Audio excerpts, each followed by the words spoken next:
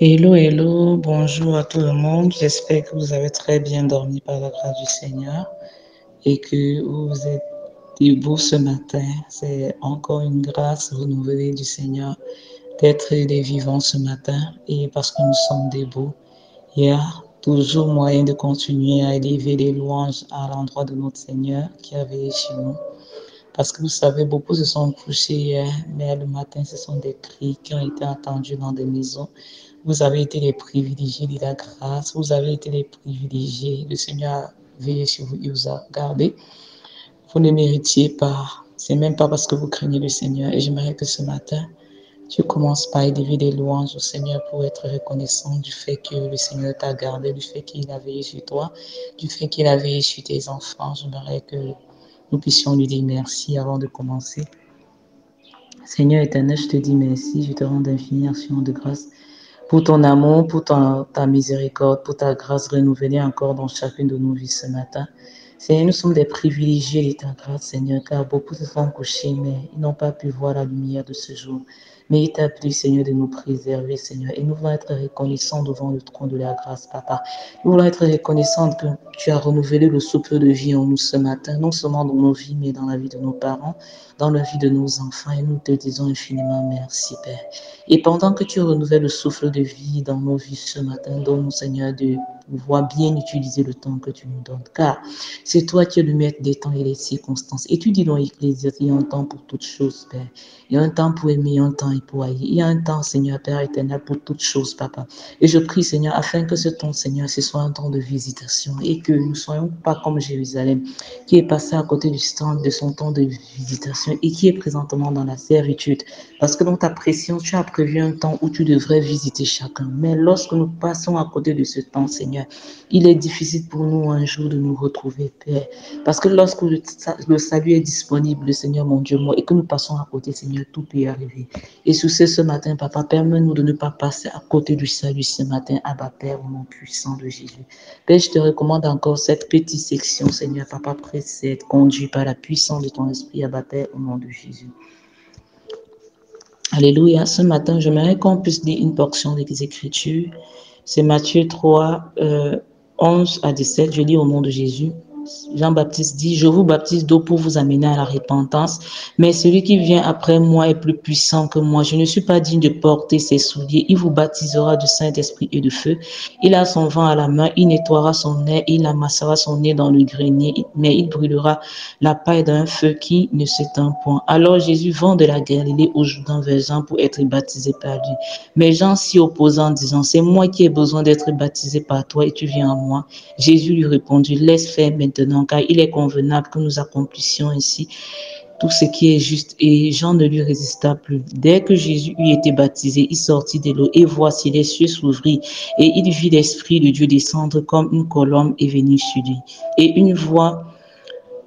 Et voici une voix fit entendre des cieux ces paroles. Celui-ci est mon fils bien-aimé en qui j'ai mis toute mon affection. Amen. Dans ce verset, nous commençons par comprendre quelque chose. En fait, c'est Jean-Baptiste. En fait, Jean-Baptiste était le précurseur de Christ, c'est-à-dire il a précédé le Christ. Et donc, lorsque nous lisons le livre de Malachie, nous comprenons en fait que le Seigneur nous annonce qu'avant la venue du Messie, il y a un certain Élie qui va venir pour pouvoir préparer le chemin avant la venue du Messie. Et Jean-Baptiste, en fait, c'est cet Élie-là. En fait, Jean-Baptiste était cet Élie qui devait préparer le chemin pour la venue du Messie, en fait. Et parce que Jean-Baptiste, en fait, avait l'esprit d'Élie sur lui, en fait. Il était là pour pouvoir préparer les cœurs à rencontrer le Messie. Et durant son ministère, Jean-Baptiste n'avait qu'un seul message. Il annonçait à tous ceux qui venaient à lui de se repentir. Et il les baptisait. Et son baptême, jadis, s'appelle le baptême de repentance. Donc, il préparait les cœurs à rencontrer le Messie, tel que cela avait été prophétisé par le prophète Malachie. Et nous sommes ici, Jean-Baptiste est en train de rappeler, que lui, Jean-Baptiste, il n'est pas digne de porter le ministère du Messie, en fait.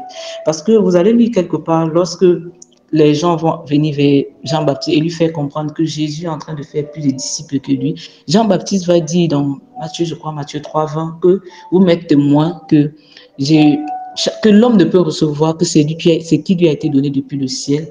Et Jean-Baptiste va dire qu'il croisse et moi, Jean-Baptiste, je diminue. Parce que Jean-Baptiste a reconnu, bien qu'il était l'aîné de Jésus de 6 mois, il a reconnu que ce Jésus-là, en fait, en lui habitait la divinité. Voilà pourquoi il dit qu'il ne peut pas porter ses souliers. Pourquoi? Parce que Jésus est Dieu fait chair.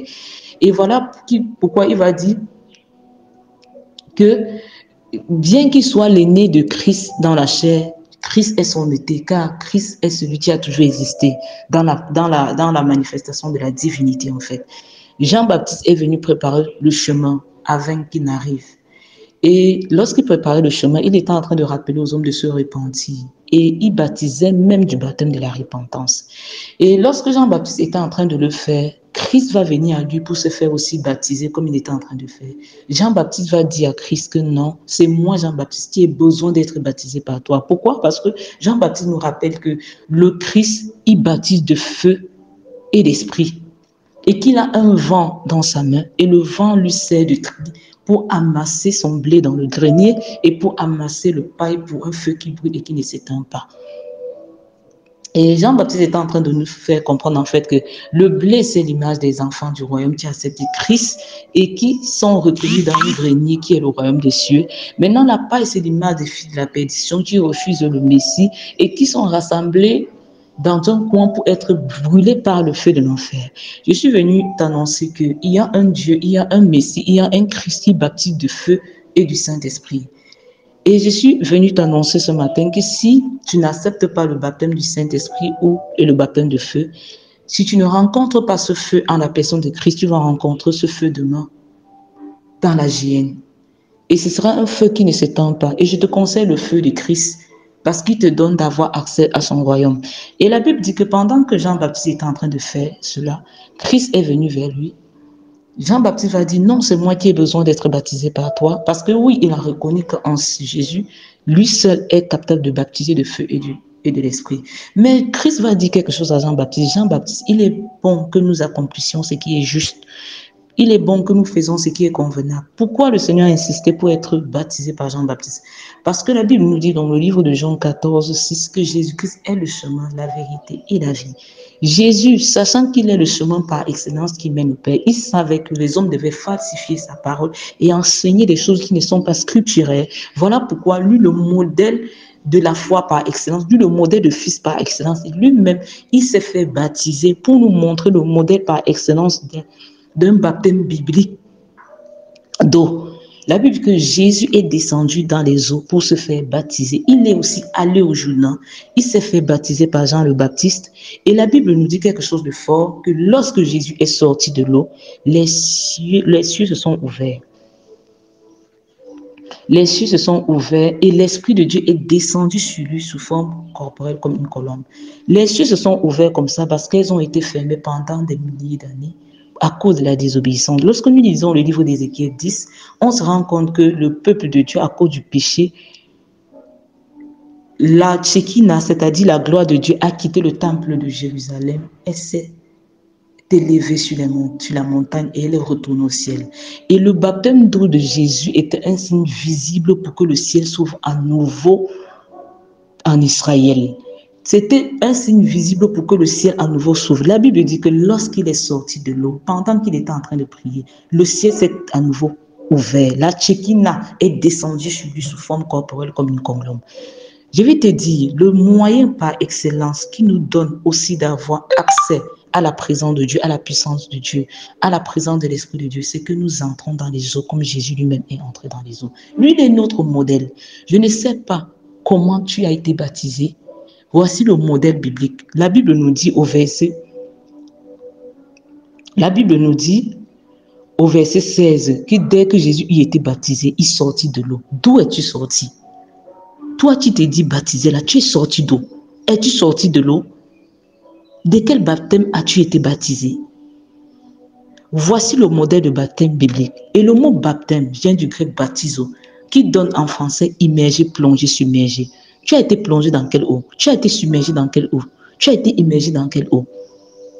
Ce que tu as reçu là, l'expression que tu as reçue là, ce sont les libations. Ce n'est pas la parole de Dieu. Dieu soutient toutes choses par sa parole puissante. pas sa parole vivante. Et je vais te rappeler encore, les enseignements que tu as reçus avant de te faire baptiser, tu as vu ça dans quelle Bible?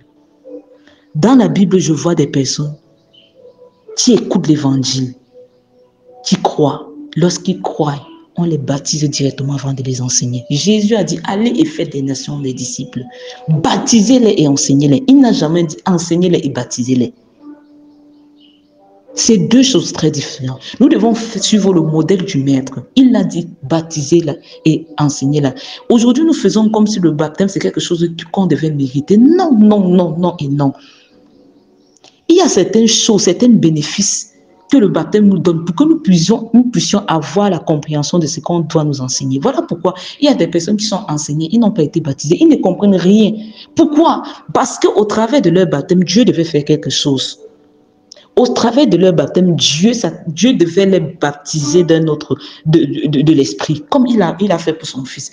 Plusieurs personnes que je connais dans cette génération, lorsqu'ils sont entrés dans les eaux du baptême, directement, ils ont eu des puissantes visitations du Saint-Esprit. Rien qu'en entrant dans les eaux.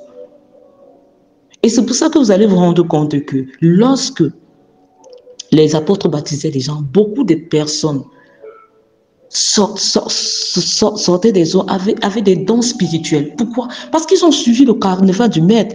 Voici, le ciel a attesté qu'il connaissait Jésus, pas parce que Jésus avait fait quelque chose, tout simplement parce qu'il a obéi, il est entré aussi dans l'eau, comme tout le monde entrait dans l'eau. Et lorsqu'il est entré dans l'eau, la Bible dit que pendant qu'il priait, le ciel s'est ouvert, l'Esprit de Dieu est descendu sur lui. Je te demande, toi, est-ce que le ciel te connaît?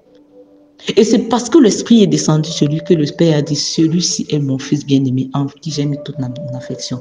Jésus n'avait rien fait d'extraordinaire. Il a tout simplement obéi. Il est descendu dans les eaux. Et le Seigneur a dit, j'ai mis en lui toute mon affection.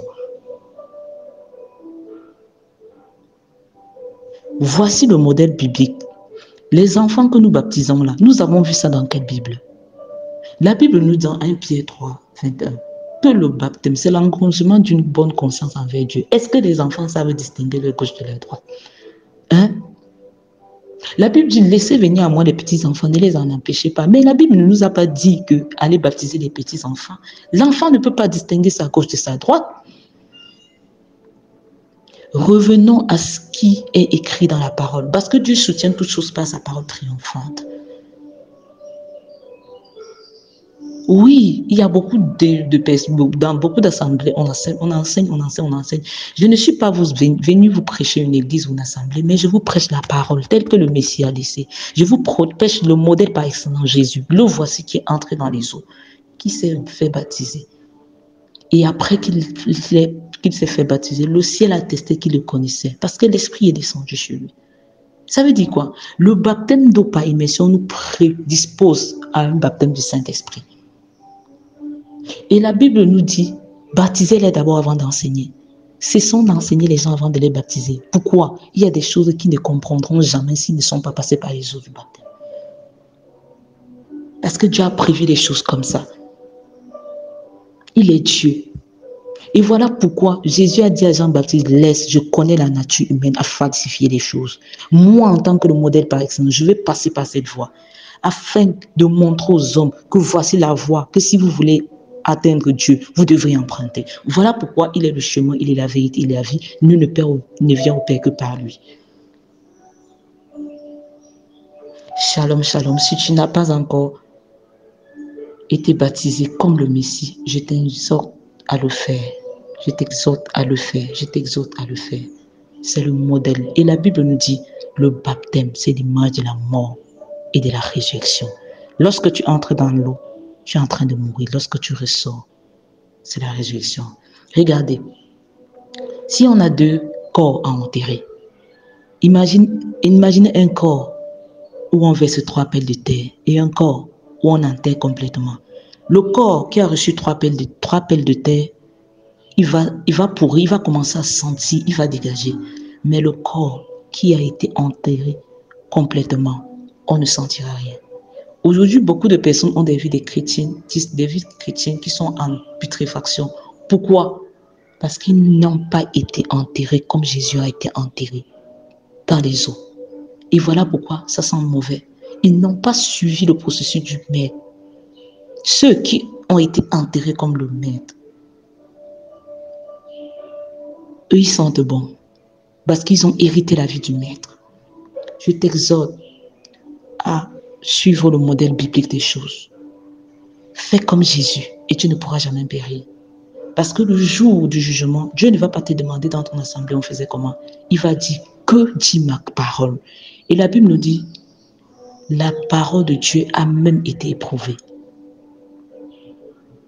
Et la parole de Dieu, c'est oui et amen. Seigneur, merci pour ta grâce, merci pour ton amour, merci pour ta fidélité. Papa, sois élevé, sois glorifié.